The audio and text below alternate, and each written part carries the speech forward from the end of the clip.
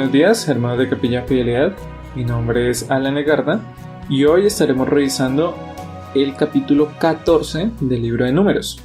Este es un capítulo muy importante en la historia del pueblo de Israel y quizás uno de sus mayores errores como nación.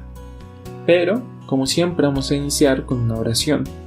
Señor Padre Celestial, gracias por este día, Señor, gracias por tu palabra, por el mensaje que tienes para nosotros en el día, y te rogamos que esto no sea solo un mensaje más, Señor. Te ruego que de verdad tenga un impacto en nosotros y que sea especial escuchar tu voz a través de ello. Te lo pedimos en tu nombre, Jesús. Amén y amén. Bueno, antes de empezar con la introducción y con el texto en sí, quiero que tengamos una pregunta en mente, algo que veremos que se va a desarrollar en el capítulo y que tiene sentido. Pero bueno, la pregunta es: ¿has sentido miedo cuando Dios te llama a algo grande?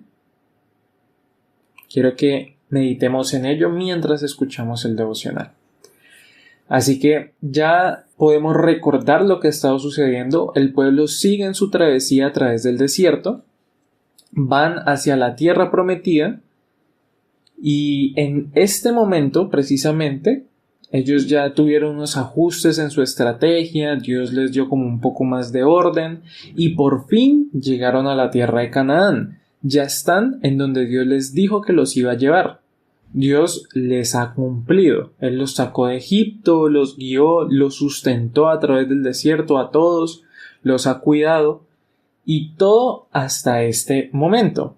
En el capítulo anterior vimos que ellos hicieron como una misión de reconocimiento. Ellos enviaron 12 hombres para ver y que les contaran cómo era la tierra, cómo eran sus habitantes y bueno, que conocieran un poco todo. Pero allí es donde sucedió la tragedia. Según vimos en el capítulo anterior, 10 de esos 12 espías dieron un mal testimonio porque estaba lleno de incredulidad, diciendo que había gigantes, que ellos se veían como langostas al lado de ellos, que seguramente si trataban de entrar, lo único que iba a pasar es que los iban a matar a todos. Eso era lo que estaban diciendo ellos. Solamente 2 de ellos, Josué y Caleb, dijeron que la tierra era buena y abundante.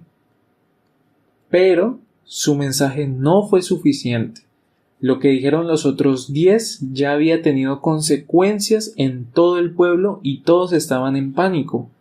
Todos empezaron a dudar de Dios en ese momento. Así que lo que pasa después de eso es lo que veremos en el capítulo de hoy, en el capítulo 14. Leemos el versículo 1. Dice: entonces toda la congregación gritó y dio voces y el pueblo lloró aquella noche. Aquí podemos ver lo que decían los 10 espías. Y también podemos ver que no era algo que solo pensaban ellos. Ellos representaban el corazón de todo el pueblo. En realidad, todos estaban sumidos en incredulidad. Ellos no confiaban en Dios. Digamos que los 10 espías eran solo una muestra, pero en realidad todos pensaban igual. Ninguno se paró frente a ellos a decir: confiemos en Dios, es la tierra que Él nos prometió, Él nos ha cumplido hasta el día de hoy. Todos se dejaron guiar por eso y no le dieron trabas a ese discurso, sino le pusieron trabas a las promesas de Dios. Así que es lo primero que podemos ver. Luego leemos el versículo 3, dice: ¿y por qué nos trae Jehová a esta tierra para caer a espada y que nuestras mujeres y nuestros niños sean por presa? ¿No nos sería mejor volvernos a Egipto? Aquí ellos acusan directamente a Dios de pecado y de maldad hacia ellos. Ellos estaban tan enojados con Dios que lo acusaron de planear su muerte. Ellos dicen: ¿por qué nos trae Jehová a esta tierra para caer a espada? Ellos están diciendo que Dios los llevó ahí con la intención de que los mataran. Así que cada vez ellos estaban diciendo cosas peores. Su incredulidad los llevó a la necedad. y en la necedad ellos están blasfemando, diciendo que Dios los quiere matar. Y ese es el peligro latente de la incredulidad, y es hasta dónde podemos llegar en el pecado por el simple hecho de dudar de Dios y de sus promesas. Así que ellos de verdad decían cosas como que preferían volver a Egipto, que bueno, sabemos que eso ya no era algo nuevo para ellos ya se habían planteado volver a Egipto un par de veces, dudando de Dios, pero en este momento vemos que su corazón está en rebelión en contra de Dios. Así que ese es el impacto que tiene el mensaje de los espías en el pueblo. Eso es lo primero que vemos. Después, en los versículos que siguen, vemos que hablan Josué y Caleb para intentar animar al pueblo y recordarles que Dios está con ellos, que Dios los había llevado hasta allí. Porque muchas veces somos como el pueblo de Israel. Nosotros dudamos de Dios después de que hemos atravesado un gran camino con Él. Ellos habían visto decenas de milagros, ellos habían visto muchas maravillas, ellos vieron todo lo que sucedió en Egipto, ellos vieron abrirse el mar, ellos vieron brotar agua, ellos han visto muchos milagros, pero aquí están, dudando. Ellos no creen que Dios pueda entregarles la tierra. Así que estos dos hombres quieren animarlos y darles un poco de la fe que ellos tienen. Pero así no es como funciona, y vamos a darnos cuenta de eso. El pueblo sigue cayendo más y más bajo, y es ahí que empiezan a pensar en hacer lo siguiente. Nos dice el versículo 10, dice entonces toda la multitud habló de apedrearlos. Pero la gloria de Dios se mostró en el tabernáculo de reunión a todos los hijos de Israel. Así que vemos lo que ellos pensaron. En su necedad pensaron que lo mejor era apedrearlos. Solo por decir que lo mejor era confiar en Dios, los querían matar. Y eso ya es el colmo. ¿Quién sabe cómo se habrán sentido en ese momento Josué y Caleb al ver que al pedirles fe en el Señor, la decisión que ellos toman es que los quieren matar? Y quizás nos vamos a ver envueltos en situaciones, tal vez no de vida o muerte, pero seguro que va a pasar que en algunos casos donde tenemos que confiar en Dios, vamos a tener problemas por hacerlo. Y vamos a tener problemas de muchos tipos. Pero vamos a ver que Dios no es deudor de nadie y Él honra a quienes le honran. Pero, de momento, lo que vemos es la fe que tienen Josué y Caleb y la decadencia en la que está el pueblo a causa de su incredulidad y su rebelión. Así que, después de esto, ya vemos lo que Dios tiene para decir.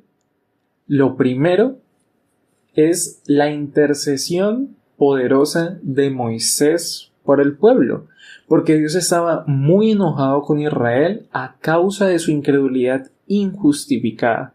El Señor dice textualmente que está irritado con el pueblo y que quiere acabar con ellos.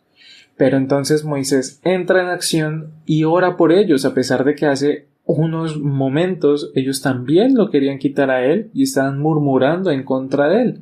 Pero Moisés ora y leemos lo que dice a partir del versículo 13. Dice, pero Moisés respondió a Jehová, lo oirán luego los egipcios, porque en medio de ellos sacaste a este pueblo con tu poder, y lo dirán a los habitantes de esta tierra, los cuales han oído que tú, oh Jehová, estabas en medio de este pueblo, que cara a cara aparecías tú, oh Jehová, y que tu nube estaba sobre ellos, y que de día ibas delante de ellos en columna de nube, y de noche en columna de fuego, y que has hecho morir a este pueblo como a un solo hombre, y las gentes que hubieran oído tu fama hablarán, diciendo, por cuanto no pudo Jehová meter este pueblo en la tierra en el cual les había jurado, los mató en el desierto. Esto es solo una parte de lo que dice Moisés. Él tiene una oración más extensa, pero bueno, por tiempo hasta allí lo vamos a leer.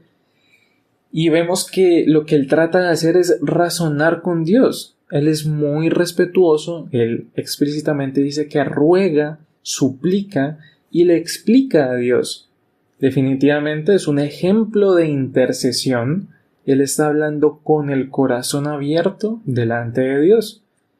Él habla con las mismas maravillas que Dios ha hecho. Y de verdad que podemos aprender mucho de esto, podemos aprender demasiado de esta oración de Moisés y es un ejemplo para nosotros. Moisés no está exigiendo, él no declara, él no le dice a Dios que está obligado a hacer algo, sino que él está hablando con el rey del mundo, él está hablando con el dueño de sus vidas y él sabe que si Dios quiere, como dice la fracción que leímos, puede matar a todo el pueblo como si fuera un solo hombre. Así que él sabe eso y doblega su espíritu y su corazón delante de Dios. Entonces tenemos la respuesta en el versículo 20 y dice: entonces Jehová dijo: yo lo he perdonado conforme a tu dicho. Dios le dice a Moisés que perdonó al pueblo por su oración. Acaba de evitar que Dios mate a todos en ese momento. Todo por su buen corazón y su buena oración. Así que Dios contesta su oración y accede. Es algo muy lindo de ver. Pero no todo es bueno, porque Dios debe de castigar la incredulidad del pueblo, su rebelión, su murmuración y su necedad, porque ellos tienen que aprender. Así que leemos el versículo 29 y 30, dice: en este desierto caerán vuestros cuerpos, todo el número de los que fueron contados de entre vosotros de 20 años arriba, los cuales han murmurado contra mí. Vosotros a la verdad no entraréis en la tierra, por lo cual alcé mi mano y juré que os haría habitar en ella, exceptuando a Caleb, hijo de Jefone, y a Josué, hijo de Nun. Como ellos dudaron de Dios, ahora ellos no iban a conocer esa tierra que Él les prometió. Ellos tendrían que vagar en el desierto hasta que todos los mayores de 20 años murieran. Todos debían de pasar por eso, porque el Señor castiga la incredulidad. Todos menos Caleb y Josué, como nos dice el último versículo. Dios castiga la rebelión del pueblo, pero también recompensa la fe que tuvieron Caleb y Josué. El Señor no se queda con nada, ni en el momento de castigar, pero tampoco en el momento de reconocer y recompensar. Así es nuestro Dios, es un Dios justo para con todos y para toda situación. Así que les recomiendo que, como siempre, lean el capítulo por completo porque no podemos tratarlo todo. Hay muchas cosas importantes, hay muchas joyas realmente en el capítulo que se pueden rescatar leyéndolo, pero por el devocional eso es todo lo que veremos. Recordemos que nos dijo el Señor en él.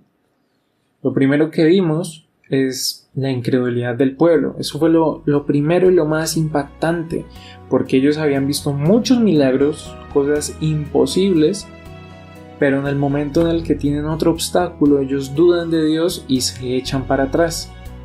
Lo segundo que vimos fue la fe de Caleb y Josué, un ejemplo para nosotros. Y lo tercero que vimos también es un ejemplo, que fue la intercesión de Moisés. Una oración ejemplar, una oración con un corazón doblegado, con un corazón dispuesto, y vemos la respuesta de Dios, Dios accediendo a ese tipo de oraciones. Y por último, Dios no se queda con nada. Dios no es deudor de nadie. Dios castiga a quien debe castigar, pero Dios también reconoce a quien debe reconocer. Dios honra a quienes le honra. Señor Padre Celestial, gracias por este día, Señor. Gracias por tu palabra. Te ruego que seas tú recordándonos, Señor, tantas cosas que olvidamos, Señor, tus milagros, tu poder, que a veces la incredulidad se apodera de nuestro corazón, Señor, y que aprendamos de estos buenos ejemplos que tú nos das en este capítulo, Señor, y los ejemplos de lo que no tenemos que hacer también, que los tengamos en cuenta y nos alejemos de esa forma de vivir. Te lo ruego en tu nombre, Jesús. Amén y amén.